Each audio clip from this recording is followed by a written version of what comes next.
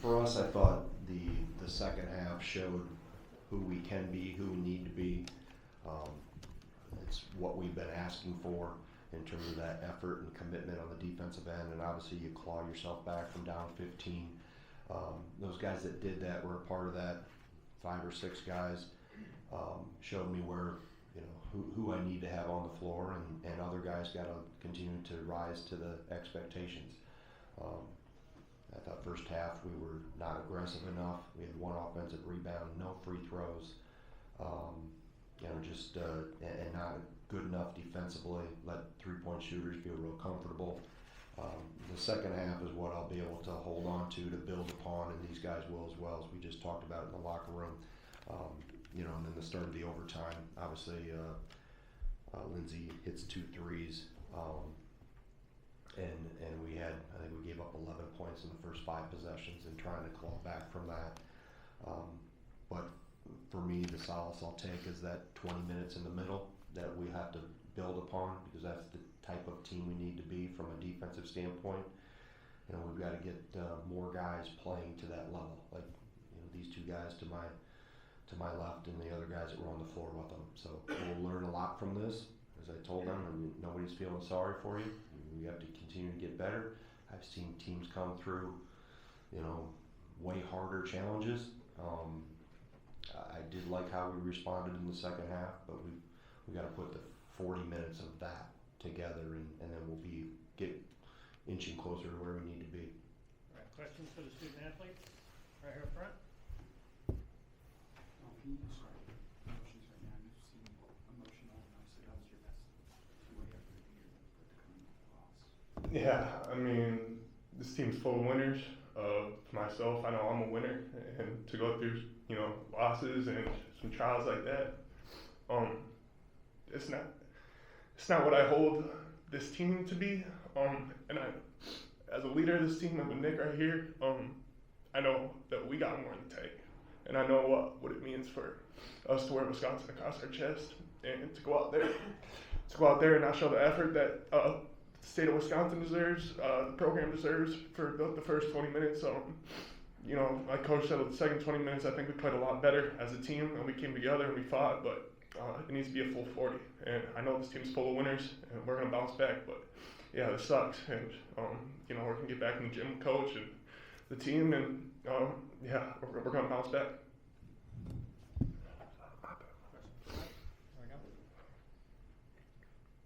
Nick, you've only known Nolan for a short time, but the lift that he gave you tonight, what can that do for you guys going forward when he plays up to that level on both ends of the floor? Yeah, I mean, you just see his love for the university. First and foremost, I only been here for a year, but I definitely understand the pride, and just to have the crowd out there today was amazing and fun. But his effort today is when I first was in the portal, they said Nolan Winter coming back. I'm like, okay, it's a guy I want to play with, and he showed that today. And as a leader, myself and him, that's what we expect out of him, and I know he expects it out of himself. So, like he said, we just got to get back to the gym, and it starts with myself. Just call myself, point guard, and turn it over in vital times, and so we can all reflect from this moment, but all we can do is bounce back. Nick, I don't know if there was others in the locker room that were displaying this type of emotion, but I guess, what does falling short, come back like that, take out of you guys? What, say it again? I couldn't hear him. What is falling short after coming back like that? It ended up in a loss. What does that take out of you? What does it take out of me? I played this game of basketball to win. So every time I fall short and lose, no matter if I have 100 points, 50 points, I lose. It ain't fun, and that's not what I came here to do. So like I said, I gotta reflect on myself first. And what can I do better for the team? As a leader, as an older guy, to set the tone right from the jump. So that's the only thing I could do. Try to help push my guys. And you see the emotions right here, so you know how much it means to us every single day. We come in ready to get better, but with due time, it will all come together. For both you guys, I think defensively, I think one of their lowest field goal percentages of the year. When when the defense was clicking, what was it about the way you guys were playing that you liked or you thought that you guys were kind of taking away from that made you guys successful on that end of the floor? Yeah, I think in the second half we were just super connected. We're talking. Obviously, having the crowd, the amazing crowd out here supporting us, that's always going to give us a boost. But defensively, I think all of us would say that we just felt more together and connected on a string almost. Helping each other out when one gets busted off the dribble, stuff like that. So it's really just simple stuff that we need to get a lot better at. But throughout that whole second half, I'd say we all felt super connected, and we were playing with a little fire in us that I think we need to take on with us throughout the rest of the season. All right, one more question for the players. Right here. Thank you. Last question. Like a high turnover game, team-wide, I guess, what can you guys do to limit that going forward? I feel like, just not turn it over. I mean, we work on different fundamentals every single day, and it starts with myself. I don't know how many turnovers I had, but I had too many. So just trust the system. And I think some of my turnovers probably came from me trying to do a little bit too much. So just like I said, reflect on that as a team. But I don't think the turnovers was the problem. We came out overtime and gave them buckets that they drew up, and that's been the story of the season. So till we put our foot down, draw the line in the sand, and say nobody's scoring on us. We stopping every single time. Every time they come in our paint, they're gonna feel us. We're gonna be on the shorter hand, but I think we're learning, and you can see that in the second half. All right. Thanks, guys. Thank you. Appreciate it. All right, guys. Questions for Coach? Right up front. Greg, obviously time will tell, but the emotion you're seeing from your guys after a loss like this, and this isn't even a conference game. I mean, what do you hope this bodes for this group? I mean, and was this kind of a general sign of what the locker room was like? From what we saw from these two guys. I think it's good. It means they care. It means winning matters. And I think in today's day and age of everything going on in college athletics and the individualism that gets attached to whether it's portal or NIL, we lose sight of that winning matters and that stings and it burns. And so from a coach's standpoint, that's good. That tells me they care, which they do. So I think that's a good sign. Greg, with the effort Nolan's able to put in tonight in playing over 43 minutes doing so, how do you build around him to have that effective 20 minutes while also protecting him being able to play at that level throughout the rest of the season without getting fatigued? Well, that Iron 5 or whatever you want to call them, or 6 with Jones involved there at some in the second half, they set the standard. So anybody that wants to be on the floor supporting and helping those guys understand what the standard is. So the rest of our frontline guys gotta, I'm not asking Nolan to hold back or slow up and let everybody else catch up to him. No, we need to. The bar's been set, and those younger guys, those new guys. There's some it's a combination of both. They're young and they're new. They gotta step forward, and they gotta mature and grow and improve at a fast rate. And they see what Nolan's doing. That's the example. That's the standard. Meet the standard. Question back right. Coach, in the overtime period, I'm just curious, did you think offensively your team maybe got away from what got you back into the game, specifically some of the off-the-ball cuts you guys were able to find and getting 2 feet of pain with the basketball? I think to a degree, but we gave up back-to-back 3, so then you're in a position where you're playing a possession game, knowing there's not going to be a lot of possessions. They're going to milk some clock if they have a lead. So I felt we didn't stay with the same thing defensively like we had done the previous 20 minutes, and then that caused just giving up threes or giving up some points in overtime caused you to get out of character offensively and not stay true to who you are. So I thought in the overtime specifically, the bigger concern is that we got away from some things defensively. I'll have to look through the tape and go possession by possession. I know it was 11 points in the first 5 possessions, then we had a foul in that situation. So we need to continue to. We can't allow defensive miscue or something to force us to do something out of character offensively. And that's, so you say, all right, don't make defensive mistakes and give up easy baskets or things that you're trying to take away.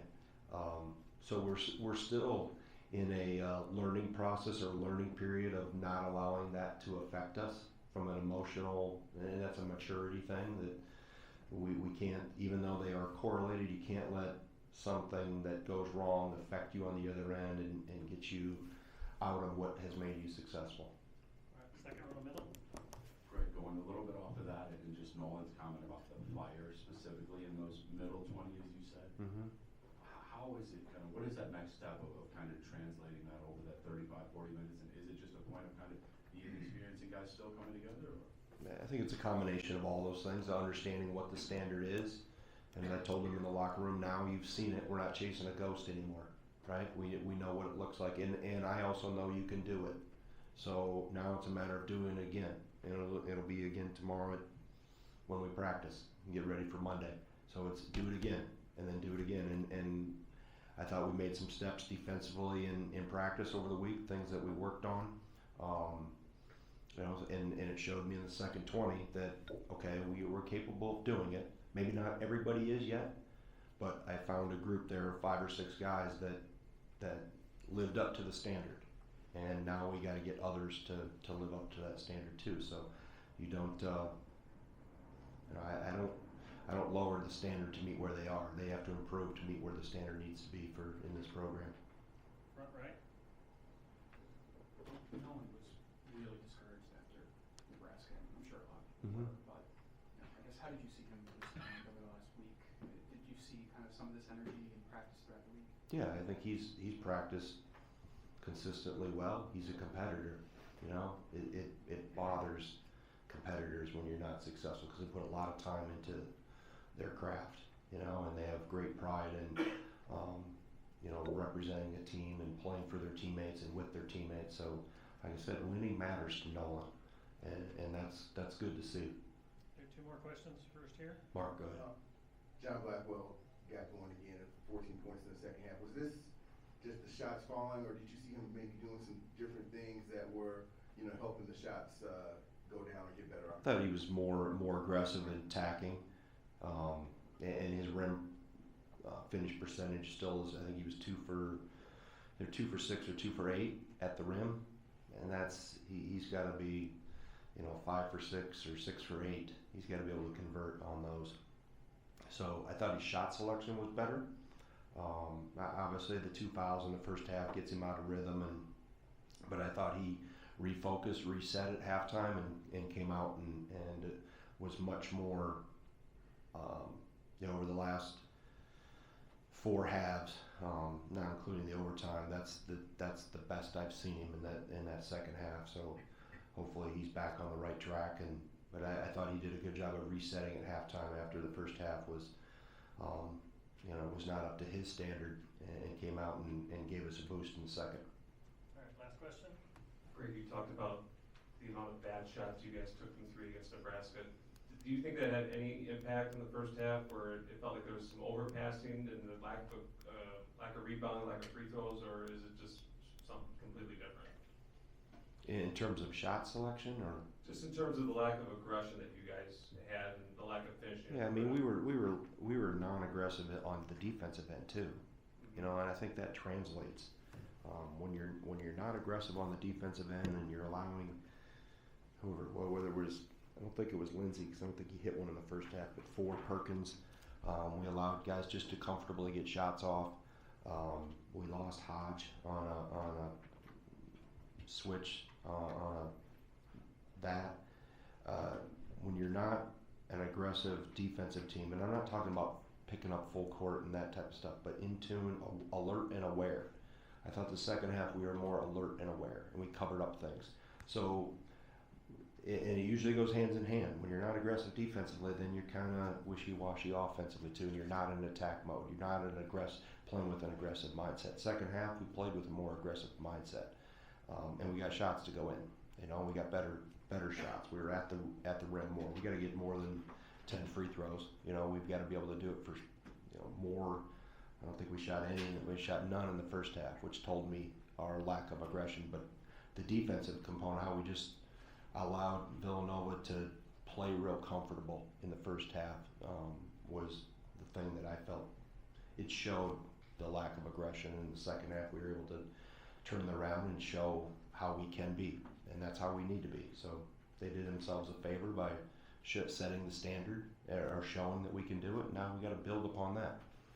That's what I'll pull from the tape is, the first and it's almost a tale of two halves, and we have to be that team that was out there in that second 20 more consistently.